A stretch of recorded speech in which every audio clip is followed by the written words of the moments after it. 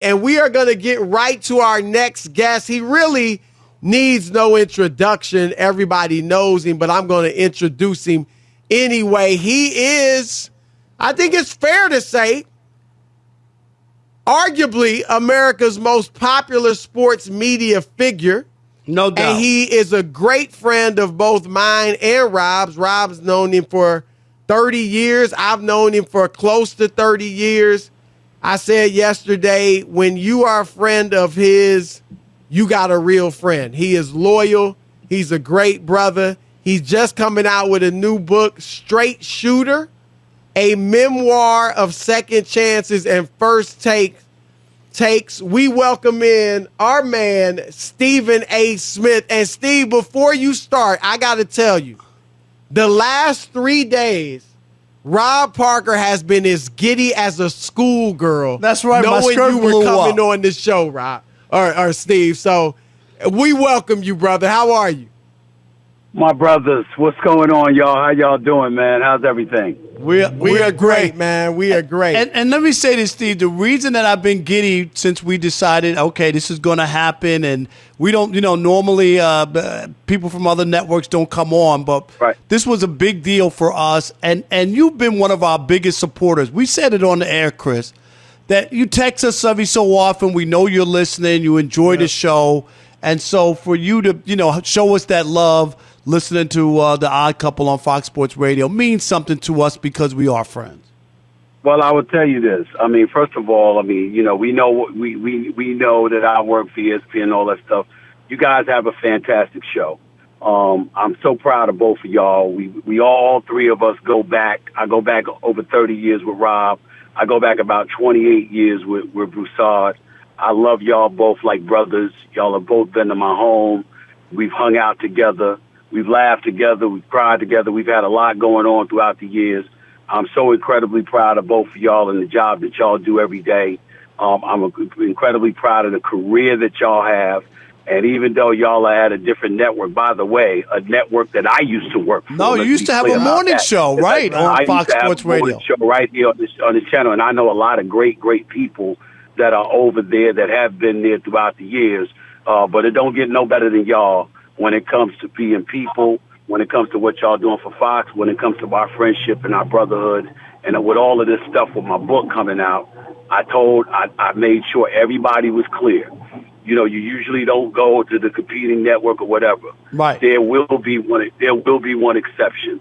Those are my brothers. And if they call, I'm going on. And everybody understood that. Well, that's great to hear, man. And we feel the same way about you. So your book is called Straight Shooter, yes, we want to hear a memoir of second chances and first takes. First question I got is, man, when did you find the time to do this? Because every time I look up, you on a TV show on ESPN. It's going to bug you out, Chris. I've written this when I was home at night. I've written this when I was in commercial breaks for First Take. I've written this when I was in studio doing NBA countdown, pre-games and post-games, when we've got to wait until the halftime comes, and then we got to wait until the halftime of the second game comes on, doing NBA countdown and all of that stuff. I've done it I've done it on vacation.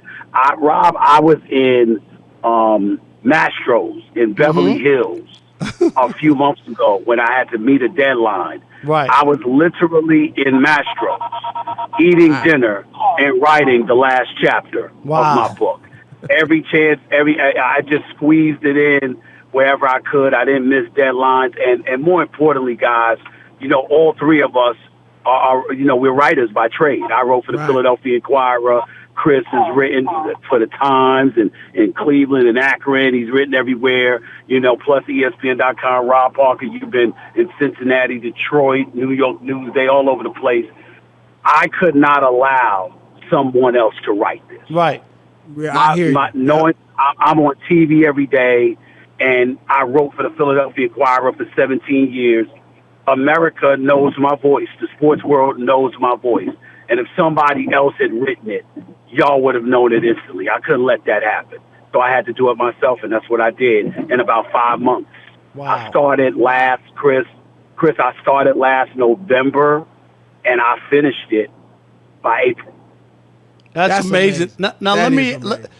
Now, obviously, I can't wait to get the book and read it. And do you go to the very beginning? And obviously, I know the very beginning because we that's when I first met you in Detroit in 1992.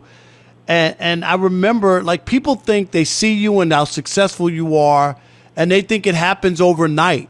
And for people who don't know, Steve was writing sports stories for free on his own time on the weekends in North Carolina to get started. Like people don't know that story. They think, they see you and think, oh, he just showed up. You put in the work over the years to get where you are. Well, I really started off, and I definitely is a part of my story. You guys are in the book, just so you know. Both of y'all are mentioned in the book. Of course, y'all are my boys. But the thing about it is that for me, Rob, Chris, it really started with my mother's passing in 2017. Just highlighting the fact that it was something she never, ever wanted me to do. My mother and I were very tight, as you both know. I was devastated when I lost her game 1 of the NBA Finals in 2017. I was absolutely devastated. And, I had promised her for years, since 2011, that I would never write the book until she passed away. Because she was so private, she did not want the book out because she knew I would celebrate her. But by celebrating her, I would have to talk about why she should be celebrated, which would be me highlighting my relationship with my dad. And that is not something that she wanted me to do. She knew it was inevitable. She knew that I had a right to do it. She felt I needed to do it. She just made me promise that I wouldn't do it until she passed away. So I started off really getting into that. And then I went from there to talking about, from the time of my early ages, the troubles that I had in school. I had dyslexia, didn't know it. I was with, my father didn't believe in me, thought I was a lost cause, and my relationship with him deteriorated from there. It really highlighted all of that before I got into, obviously, my career at ESPN and the numerous controversial situations that I found myself in, or even when I got fired by ESPN and let go and ultimately started resurrecting myself by starting off at Fox Sports Radio to resurrect my career. So all of that is in the book, and that's where it went. Now, Steve, you know Rob, from the time he was a young kid, wanted to be a sports writer. You start off at college at the Fashion Institute or something in New York, right? So did you Fashion Institute of Technology? Yeah. Did you always want to be a sports writer, or at least before you went to college, or how did you discover that this is what you wanted to do? I knew I wanted to be in media and communications, and I knew that I could talk with the best of them. I didn't know how good my writing would be until I was writing the school newspaper, and my critical and persuasive writing teacher named John Gates said to me, "You're a natural-born sports writer. Let's go out to lunch and talk about this." So I met him a following Tuesday, and to me, thinking he was going to take me out to lunch, and he drove me straight to the office of the sports editor of the Winston-Salem Journal. Wow. The Winston-Salem Journal sports editor's name was Terry Oberle. He sat me down for 5 minutes to talk to me, and his next words out of his mouth was, "So when can you start? Can you start tonight?" Wow. And that's how my career started off. Wow. But, you mentioned something, too, that I think also is, and when you think of you being the face of the network, and you mentioned it earlier, you were fired or not renewed by ESPN. Let's not sugarcoat it. Everybody knows it. It's well documented. You were a big star. Right. You had your own show, quite frankly, which I was a part of, the Backpage panel. I was on that show on ESPN2 back in the day. So, how I don't want to say rewarding or for you to make the comeback story is a great one, and it's a good lesson for people to understand. Things happen in life, Steve. That doesn't mean that it's over. Exactly, and that's listen. The story is meant to be inspirational. It's meant to be motivational, and to let people know when they count you out, don't count yourself out. And more importantly, don't always assume no one is willing to extend a helping hand. You know, I wanted to quit the business and work for Wachovia Bank until a friend of mine named Rob Parker, who was writing for the Cincinnati Enquirer at the time, said, "No way, no how." That's what he said. He said, "You're not quitting. You're not giving up. All you need is that first chance. Just be patient, keep pushing, and it'll happen." And sure enough, it did. And I'm eternally grateful to him for that. And I love him forever for it. The fact of the matter is that there's always somebody that's willing to provide some level of assistance, a helping hand, if you are focused, if you are determined, if you're willing to get on your grind, not looking to cut corners and take shortcuts to get to where you are. As long as you're that kind of person, you'd be surprised how many people you find that would be willing to extend a helping hand and provide some assistance so you can get the opportunities that you crave. And so for me, that's the kind of message that I wanted to send with this book. I think it was incredibly necessary for me to do that. And you're absolutely right. I don't sugarcoat it. I was fired. Right. ESPN did not renew my contract. And I thought I got screwed over. I thought it was messed up. I didn't deserve it.